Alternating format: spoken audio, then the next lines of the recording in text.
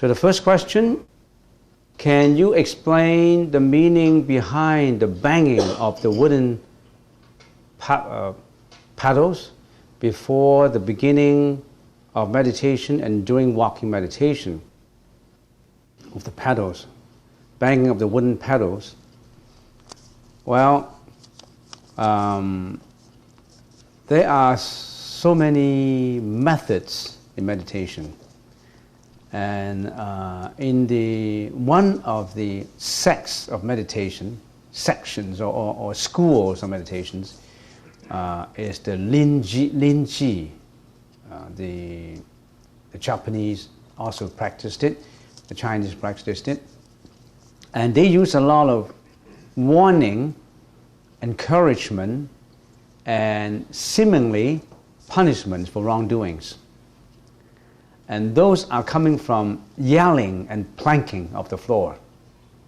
So in other words, in a meditation hall, the Zen masters or any meditators, they don't communicate by speaking. They don't talk.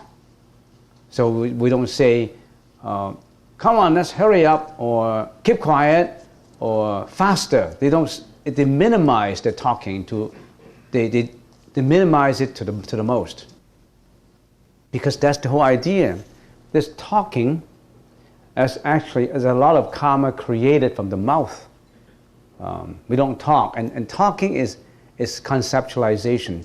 You can talk without a conceptualization in your mind.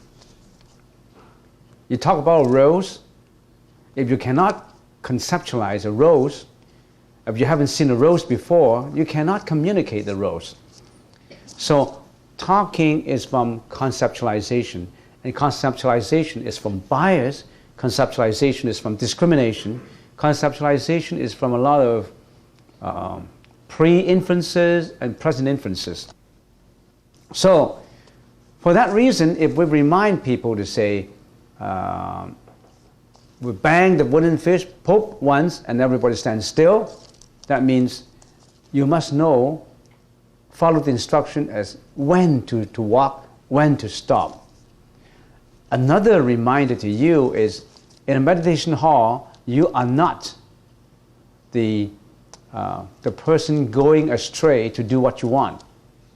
At home, you can relax. You can put your feet on your sofa, even put your feet on the TV, and munching on your peanuts and on your popcorn, or drinking your Pepsi Cola.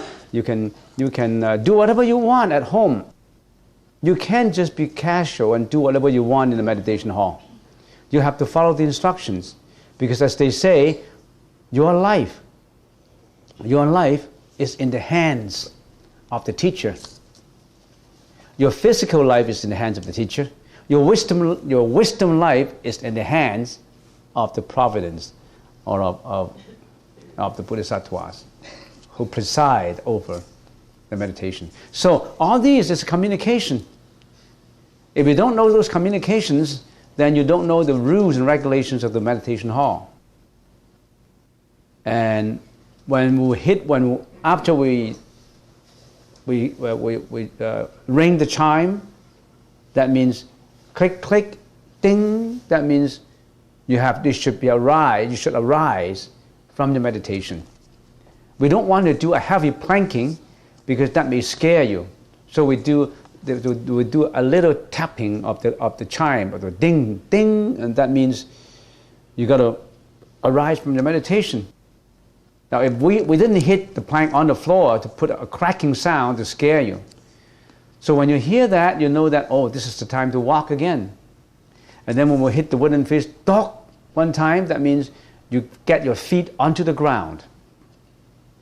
You put on your socks or put on your shoes, ready to go for the next round of walking. And then we hit, after a while, we hit dock, another time of the wooden fish. Then that means you get up, and then you walk. And then the vigilator will be carrying the plank and going around with you. And right now in North America, it's resembling the procedure. We're not even applying the strict rules. In the ancient days, or in some of the meditation hall in China, they hit you with a plank. In North America, you're not allowed to hit anybody, but in China, if you are doing the circumambulation, if you are slow, they say faster. They hit you on the back. And in those ancient days, when they have the 7-day meditation retreat, in which they apply the strictest rules to meditation, rumors had it that one or two monks could die of discipline. And when a monk passed away, right on the seat, he was just carried out and buried. Oh, you believe it? When it's 7 days and sometimes 49 days, and if that monk was sick to start with, and he insists on meditating, and somehow, I don't know, could be many things, could have a stroke or something like that, and he passed away, and they just carry them out and bury them on the graveyard. Not surprising. They still have to conform to the rules. Very strict rules.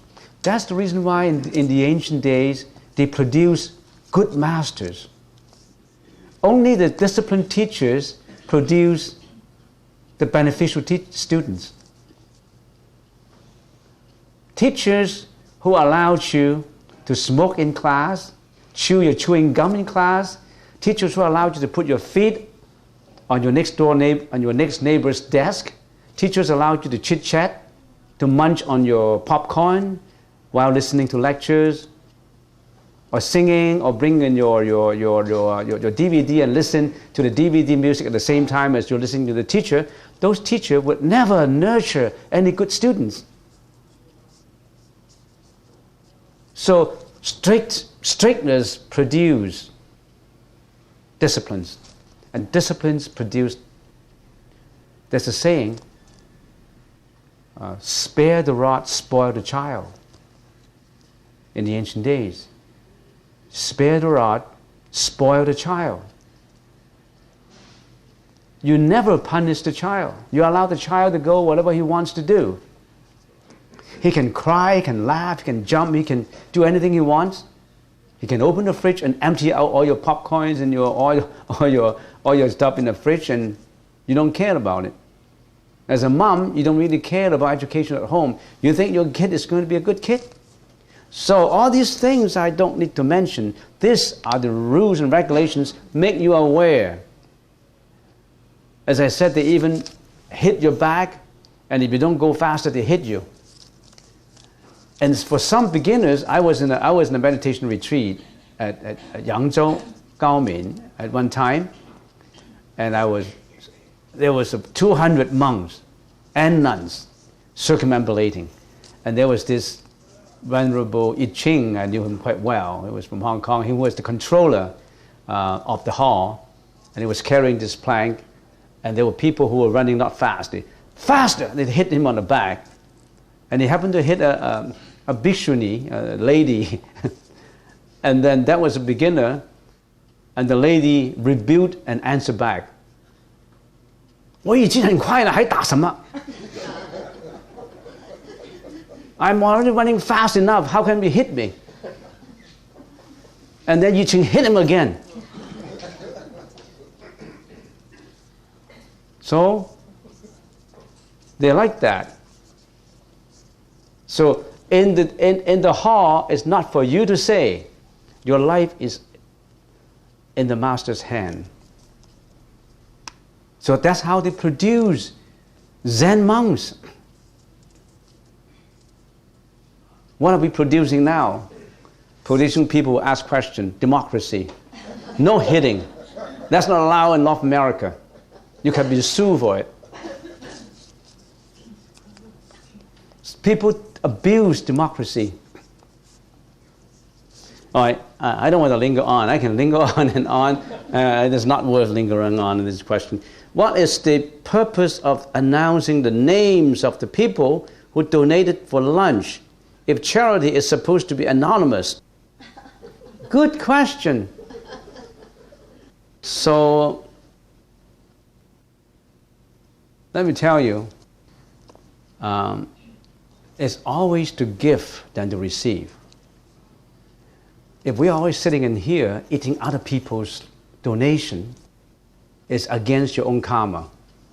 Because you set up a reliance, a dependence on other people's giving. You abuse the system. I don't have to give a penny and I'm eating a lunch. It's a delicious lunch. But do you know that the one who's giving out this lunch is for you to better yourself in your meditation? It's for you to learn so that you enlighten yourself, you become a Buddha, you become a Bodhisattva, and you render help to all the others. They have that intention in mind. But you abused it. You just eat your lunch without working. Did you work hard at meditation? Did you really try your efforts to enlighten yourself and enlighten others? Or you just, people give, anyway, I'm eating, I don't have to give out any money. You are putting a toll on your karma. You owed him something. Whenever a monk is eating, a monk has to have 5 contemplations. The first contemplation is, do I deserve this food as a monk or a nun? Have I practiced enough? People will not give this food to me without a reason. Do I deserve it? Where does the food come from? The food comes from people's donation. And people make money toiling their body and wrecking the brain, and they make the money and they just give it to us to eat? Is it their responsibility to feed me? And they're not my mom and dad. So you're always thinking about, do I deserve this? If you're always eating on somebody else's donation, you're hurting your own karma. So we're announcing names, we're communicating this message to you without embarrassing you. If I say, come on you guys, you got to watch it. Here's a donation box. When you go out, you got to deposit your money in there. Otherwise, you're not worth it. Would it be too embarrassing? And we announce names not at the request of the donors. They don't say, here I give $50, announce my name. I like to hear my names. No. We want you to know that you always have to watch. It's more blissful to give than to receive. Always give out. You know why people are rich? Because in the previous lives, they were always giving. You know why people are poor? Because they're parsimonious. They don't want to give out a penny. They don't want to help. They just keep it all for themselves. So in their next life, they're going to be in poverty. Everybody nurture his own cause to get the effect. If in this life you want to be rich, you want to be welcomable by other people, then you set up good relationship. You give. You give monetary, you give money, you give your smile, you give your help, you give your assistance. You just give like a Bodhisattva. Unconditional giving. All the time giving, all the time giving.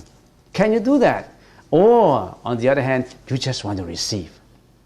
Come on, I want more, just give me. You pick your choice. I like to give because I feel happy when I'm giving. You know, the opportunity of giving out a donation to feed here 30 people is rare. If you want to invite 30 people to a party and you give them food, you have to write 30 invitation letters. You have to prepare your food at home. You have to go to Safeway to buy your produce, to buy your vegetables. You have to cook it. Now, you're inviting 30 friends and a Ming cook it for you and you're just donating $50. What do you deserve? You are inviting 30 people to eat. Somebody else helped you. Yet I don't see a lot of names every time announced. So here's a good promoter. He wanted to ask me without embarrassing you that you've got to give me your name every time. I don't care when, everybody has his turn. I'm not pushing you. You push me to it. Here's the question. Okay, that's it.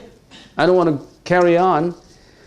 Next question. Although I have not heard the entire explanation of the Diamond Sutra, it seems like the sutra emphasizes on the notion of selflessness.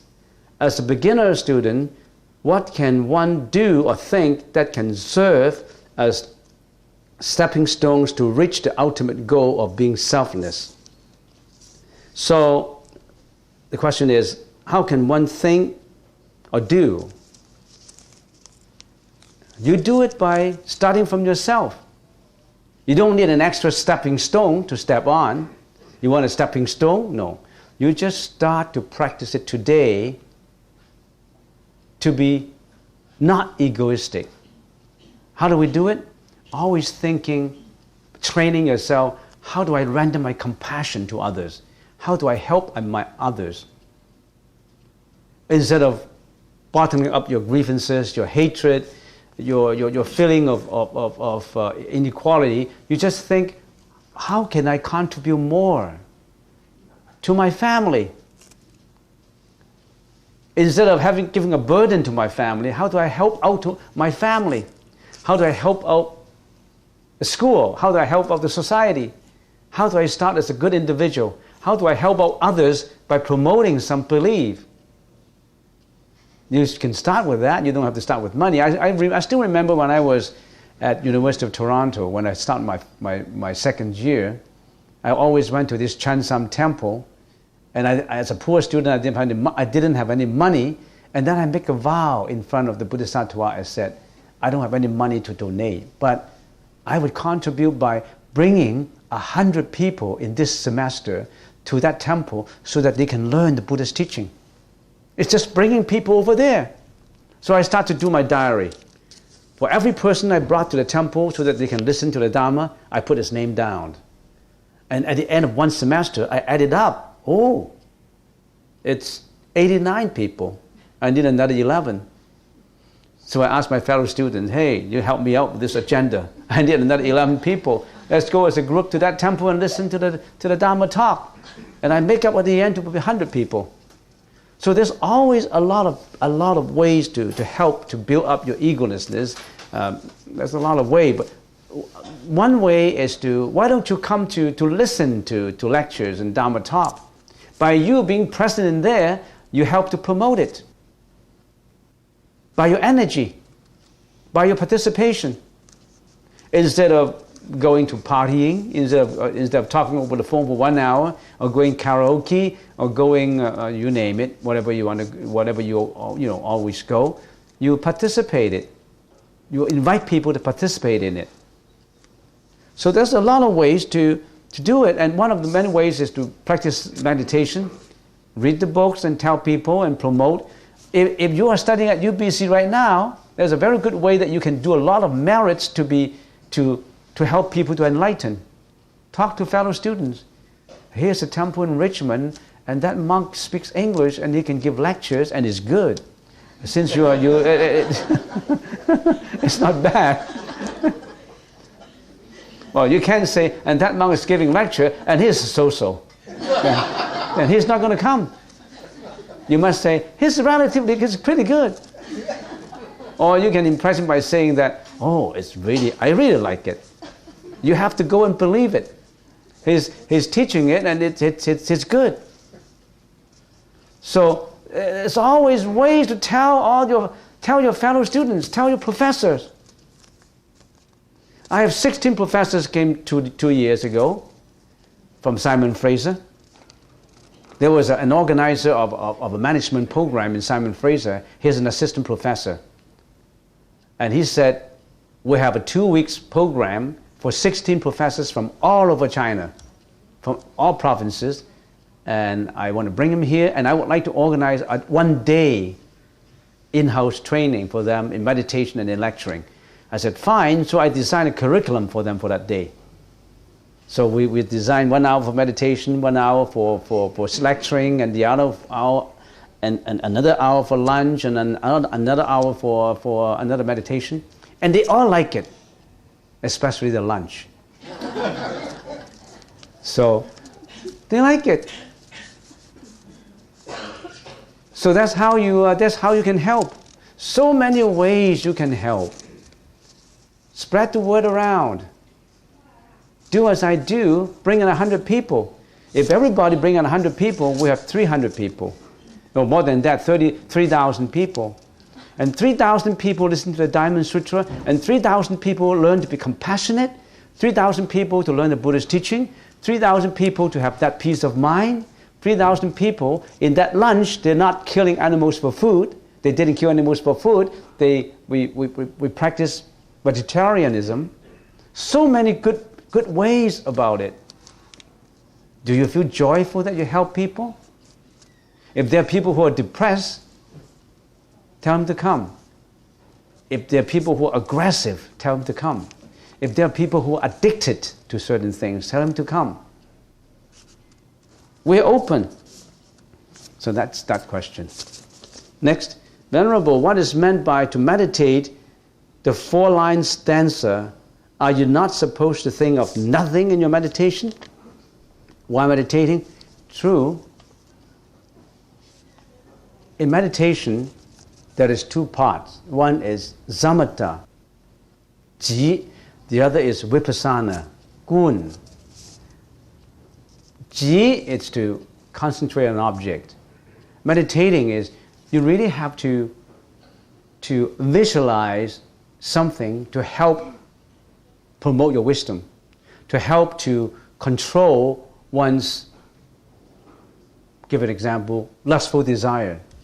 If you have lustful desire in your mind, you have to meditate on impurity of the body.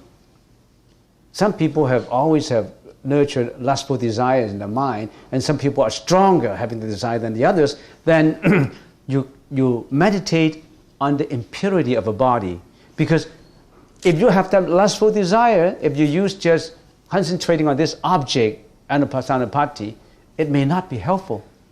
On the other hand, if you meditate on the impurity of the body, what is the body made up of? You got 9 holes of the body. The 2 eyes, 2 nostrils, 1 mouth, and the other 2 holes you know where? I don't have to tell you. And they're all flowing out impure liquid. And how come I'm attaching to the body? How come I'm attaching to the beauty of the so-called beauty of a body, whereas if I don't take a bath for 2 days, my body stinks? People attach their lustful desires to bodies, and they need certain contemplate on certain things to help them to clean it out. You could be contemplating on the impermanence of things or the causality of things. You could be, for people who always get angry, who always have that anger in their mind, they may be contemplating and visualizing compassion, mercifulness, sympathetic joy. For people who don't like to help others, they may be meditating on compassion, giving to others. Not just not thinking. Sometimes you use the not thinking approach, and sometimes you use the thinking approach. Another question, at the end of the Diamond Sutra, I mentioned Asuras. What are these? Asuras is one of the beings in one of the 6 realms of reincarnation. Asuras are like demigods, or resembling gods, or resembling heavenly beings. Remember, in reincarnations, there's 6 paths of reincarnations. 3 vicious paths and 3 non-vicious paths. The 3 vicious ones is hell realm, where victims of hell, you reincarnate into victims of hell, always suffering in hell. The other one is animals, you reincarnate as animals. Third is reincarnate as hungry ghosts. The virtuous ones, the good ones is humans realm, heavenly realms, and the Asuras realm. So Asuras realm is like the heavenly beings, but they always have competitive spirit in their mind. They always have, sometimes have anger in their mind. They are not as peaceful as the heavenly beings, but they enjoy longevity just like the heavenly beings. Why do they have that competitive spirit and angry spirit in their mind? Because when they're doing donations, they always attach for return. They always attach for competition. They're always angry. They're meditating, they are donating, but they have attachments in their mind. They still have that. In other words, they still have the giver, the recipient, and the gift. They have attachments. And that attachments are related to hatred and competitiveness.